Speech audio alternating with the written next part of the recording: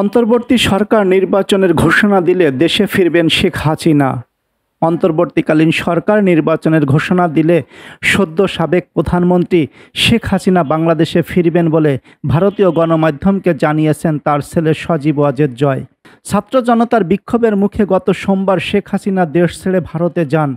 সেখান থেকে তার লন্ডনে যাওয়ার কথা থাকলেও তা অনিশ্চিত হয়ে পড়েছে। জয় বলেছে আপাতত তিনি দিল্লিতেই থাকবেন।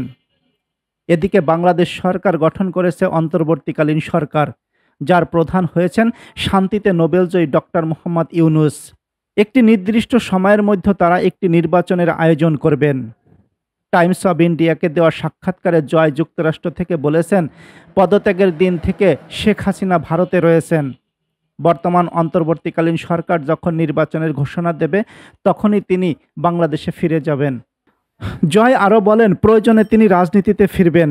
তাছাড়া আমি নিশ্চিত আওয়ামী লীগ নির্বাচনে অংশ নেবে এবং জয়ীও হতে পারে। এর আগে বাংলাদেশের পরিস্থিতি নিয়ে ব্রিটিশ পররাষ্ট্রমন্ত্রী ডেভিড ল্যামির সঙ্গে কথা বলেছেন ভারতের পররাষ্ট্রমন্ত্রী এস জয়শঙ্কর। ভারতের পররাষ্ট্র মন্ত্রণালয়ের পক্ষ থেকে এমন তথ্য জানানো হয়। শেখ হাসিনা যুক্তরাষ্ট্রে আশ্রয় চাইতে পারেন এমন গুঞ্জনের মধ্যেই এই দুই দেশের পররাষ্ট্রমন্ত্রীর মধ্যে কথা হয়। ভারতের পররাষ্ট্র মন্ত্রণালয়ের মুখপাত্র রণধীর জয়সওয়াল গণমাধ্যমের সঙ্গে এক ব্রিফিংয়ে জানিয়েছেন, ব্রিটিশ পররাষ্ট্রমন্ত্রীর সঙ্গে জয়শঙ্করের কথা হয়েছে।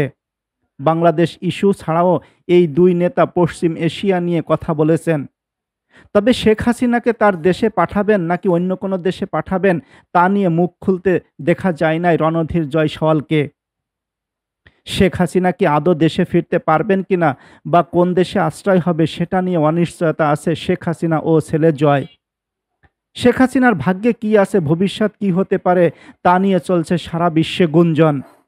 শেখ হাসিনার পালিয়ে যাওয়াটা কিভাবে দেখছে বিশ্বের সব দেশ, সে প্রশ্নই থেকে যায় অনেকের কাছে।